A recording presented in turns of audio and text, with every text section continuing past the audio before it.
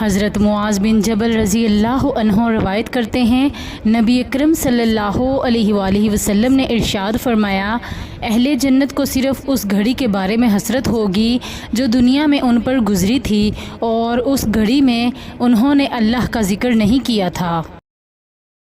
عمرو بن سلیم کی والدہ کہتی ہیں کہ ہم میدان منع میں تھے کہ حضرت علی رضی اللہ عنہ کو یہ فرماتے ہوئے سنا کہ جناب رسول اللہ صلی اللہ علیہ وآلہ وسلم نے ارشاد فرمایا ہے، یہ دن کھانے پینے کے ہیں، اس لیے ان دنوں میں کوئی شخص روزہ نہ رکھے اور اپنی سواری پر جو کہ اونٹ تھا بیٹھ کر لوگوں میں یہ اعلان کرتے رہے۔ رسول اللہ صلی اللہ علیہ وآلہ وسلم نے فرمایا، اپنی عورتوں کو سورہ واقعہ سکھاؤ کیونکہ یہ مالدار کرنے والی سورت ہے۔ اس روایت میں سورہ واقعہ کی تلاوت اور اس کی تعلیم کی ترغیب دی گئی ہے، جو اہل خانہ کو قرآن کریم کی تعلیم دینے اور اس کی تلاوت کی عادت کو فروغ دینے کا باعث خیر و برکت قرار دیتی ہے۔